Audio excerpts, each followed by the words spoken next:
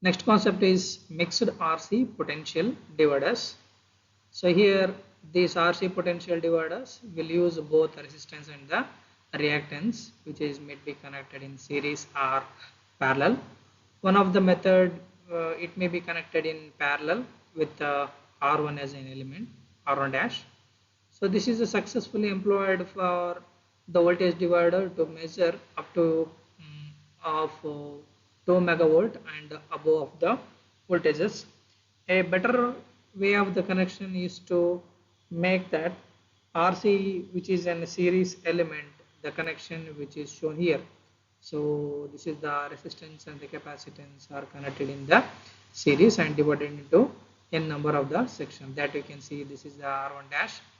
Okay, this is number of the sections, and this is the equivalent value of the capacitance by considering that the ground capacitance. Okay, this is the total capacitance and the total resistance.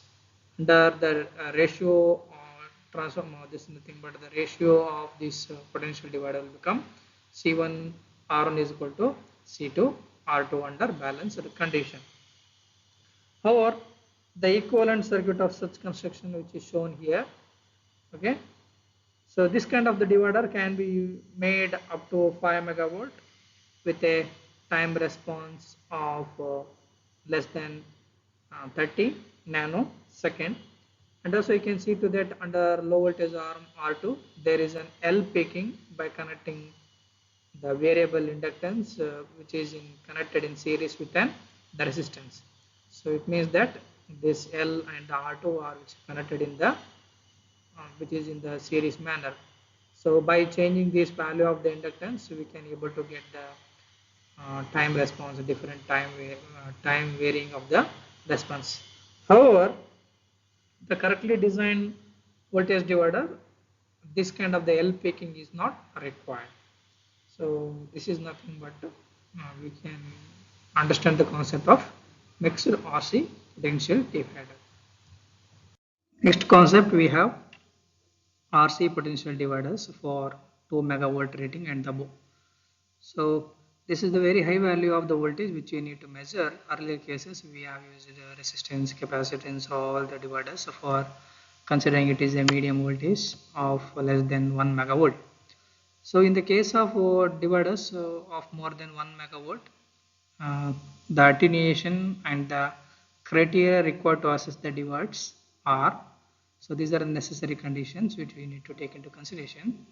The shape of the voltage in the test arrangement should be transferred without any distortion to the LV side, because one of the arm which is connected to the high voltage and the other side is low voltage, there is a possibility of the errors or because of the ground and the stay capacitance. So we have to make sure that there should not be any distortion in the waveform. Sometimes even the long coaxial cable which is required to step down the voltage, sometimes it may introduce the errors. So these kind of the things we have to make sure that there should not be any destruction in the output waveforms. Then simple determination of the transfer behavior should be ensured. So if you are using the 2 min number of the component, so this will lead to that there is an output energy will be distorted. So we have to make sure that, and they should be suitable for multi-purposes like power frequency, switching impulse, as well as lighting impulse voltages, because we cannot use a different type of circuit for the independent means a different circuit for the different applications. So single unit could be capable to measure all the different type of the voltages.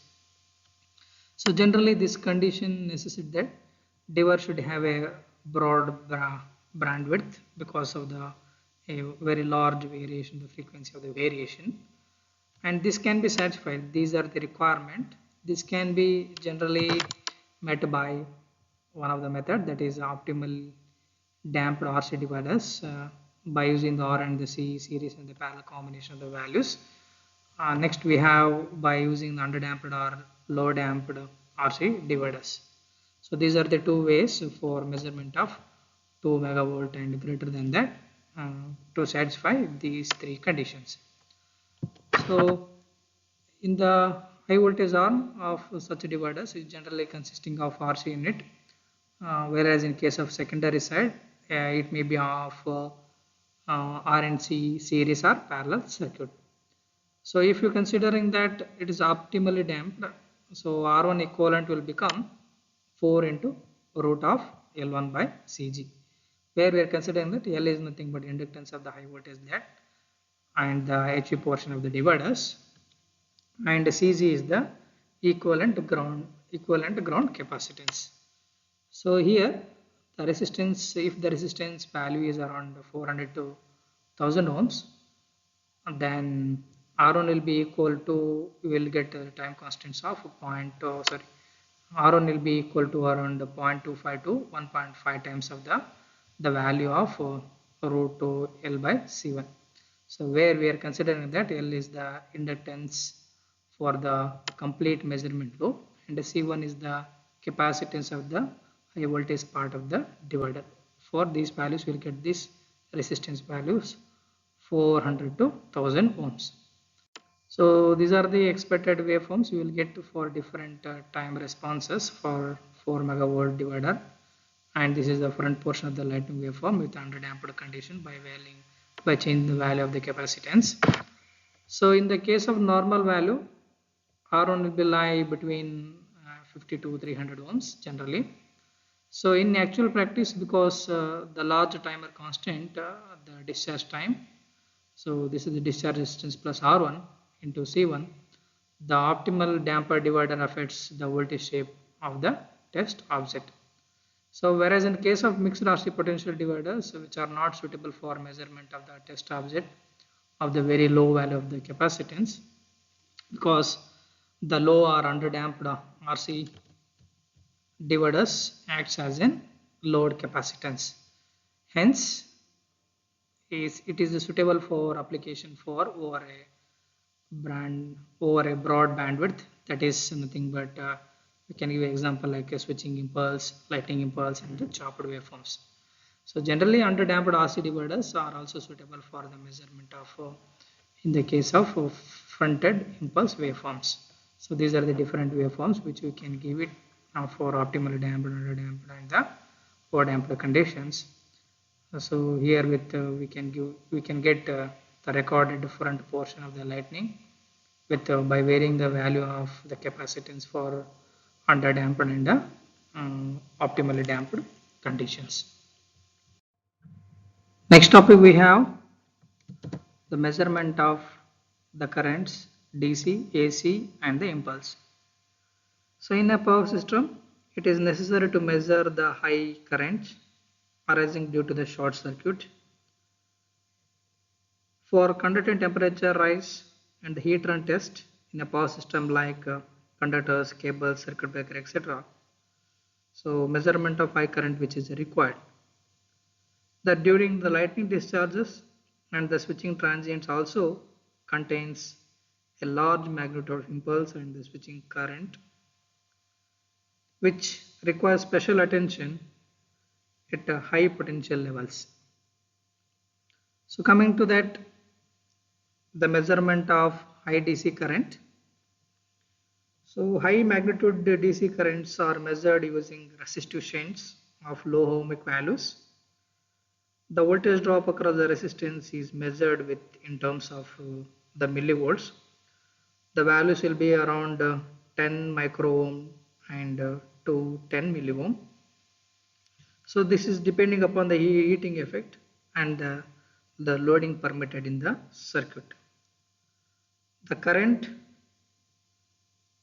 the resistors usually are in terms of the oil immersed and are made as 3 or 4 terminals of the resistance, and the voltage drop across the shunt is limited to few millivolts in a power system. So coming to that, the first method, that is Hall generators. The Hall effect is measured for the measurement of DC current. So by looking at this circuit, when the electric current flows through the metal, this is the current direction, placed in a magnetic field, okay, the direction perpendicular to it, then Lorentz force will deflate the electrons in the metal structure. So this is directly proportional to the direction of the both magnetic field and the flow of the current. So this is nothing but perpendicular to both the current and the magnetic flux density. And there is a change the displacement of the generated EMF of the Hall voltage, which is given VH is directly proportional to the BI by D. Okay, where B is nothing but the magnetic flux density, the current and the thickness, and R is nothing but the Hall coefficient. So this value is very small for the metals and the high for the semiconductors. So Hall element is placed in the air gap, okay, and a small DC current is passed through the element, which you can see to it. So in a large current measurement, the current carrying conductors is surrounded by an iron core magnetic circuit, which is shown here. Hence, the magnetic field intensity produced in a small air gap in the core. The Hall element is placed in the air gap. This is the thickness, having the thickness of D, and there is a small current which is flowing through the element, and this is the schematic diagram. The voltage developed across the element in the normal direction, which is proportional to the DC current, and also it is depending upon the R value, that is nothing but the Hall coefficient. And these are the Hall generators can be used for measurement of unidirectional AC and the impulse current as well. The bandwidth of the Hall generators can be increased up to 50 megahertz. As such, these generators can be used for measurement of post arc current and the unidirectional pulse current. So this is the current and the magnetic field density. So resulting in there is a larger force we can able to measure. So this is the working principle of the Hall generators. Next one we have magnetic potentiometer. We'll call it as Rogowski coil. So here the current to be measured in the is the flowing through a conductor which is surrounded by a coil like a structure. So here you should make sure that there is no direct contact between the coil and the current which is flowing. So because of this, there is a mutual inductance between the coil and the conductor, and there is a voltage across the terminal. So usually these coils wound on non-magnetic former in the form of toroidal in nature and has a large number of the turns, so that have sufficient voltage induced in the coil. This can be used for the purpose of the recorded.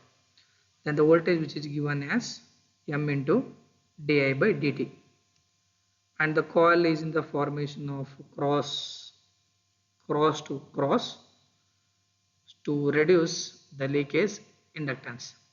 By considering that it having n number of the turns and area A and Im is the mean length, then the mutual inductance which is given as M is equal to epsilon naught into Na into Im. So usually which we are considering is integrated circuit RC, which we can see here, and with the help of some long coaxial cable to get the proportional output voltage. Then the output voltage which can be written as 1 by RC integration from 0 to t Vt into dt. So substitute this, okay, V value V of t is equal to M into di by dt. Okay, do the integration, you will get M divided by RC I of t. So the Rogowski coil with electronic or active integrated circuit have large bandwidths, about 100 megahertz. At frequencies greater than 100 megahertz, the response affected by the skin effect. So generally the capacitance is distributed per unit length along the coil and due to the electromagnetic interferences. However, miniature probes having nanosecond response time are made using very few turns of the copper strings for UHF measurement. So this is nothing but the working principle of the Rogowski coil. Next concept we have Faraday generator or magneto-optic method. So this is the schematic diagram. So there is a crystal C which is placed which is parallel to the magnetic field to be measured, and there is a light from the stabilized source which is made to incident on the crystal C after a pass through a polarizer P1. Then the light will undergoes a rotation of its plane for the polarization. Once it is completed, it will exit from the beam and passing on to the P2, that is nothing but the analyzer, to the CRO, and the beam is focused onto the photomultiplier, and there is an F, this is nothing but the filter, which will allows only of the monochromatic light which is flowing out of the circuit. Hence the emission of the current which is proportional to the current flowing through the beam. So this can be measured. So it having some advantages that it provides the isolation of the measuring setup from the main current. There is no point of the contact between the source and the measurement, and it is insensitive for the overloading, and the signal transmission is through the optical system. There is no insulation problem which is faced. However, this does not operate for the DC current. So this is another way of the method for the measurement of magneto-optic method. Other than this, we have magnetic links. So these are the different way of the measurement for the current. Coming to the numerical, a generating voltmeter has to be designed so that it can have a range from 20 to 200 kV DC. If the indicating meter reads a minimum current of 2 milliamperes and the maximum current of 25 microampere, sorry, this is 2 microampere and the maximum current of 25 microampere, what should the capacitance of the generating voltmeter be? Okay, so we have to calculate. So assume that driving motor has a synchronous speed of 1500 rpm. By looking at this, so we know that IRMS is equal to V into Cm by root 2 into omega. So where V is the applied voltage, C is the capacitance on the meter, omega is the angular speed. By substituting this for the first one, that is nothing but 2 microamperes, 2 into 10 to the power minus 6. Okay, what is the value of the voltage? We know that it is for 20, and we have to calculate Cm value by root 2 into, so omega, okay, for 1500 rpm, 1500 divided by 60 into 2 pi. So resultant we will get Cm, okay, maximum the capacitance will be of 0.9 picofarad. So what will happen at 200 kV? Okay, for 200 kV, so IRMS is equal to, substitute this P value, it's 200. Okay, so substitute in this equation. Okay, Cm value you got, it's a 0.9 picofarad by root 2. Okay, omega we are substituting the 1500 into 2 pi divided by 60. You will get 20 microamperes. So hence the capacitance of the meter should be 0.9 for 0.9 picofarad, and the meter will indicate 20 kV, and there is a current which is flowing of 2 microamperes, and the 200 kV the current of 20 microamperes. So this is how you need to solve the numerical.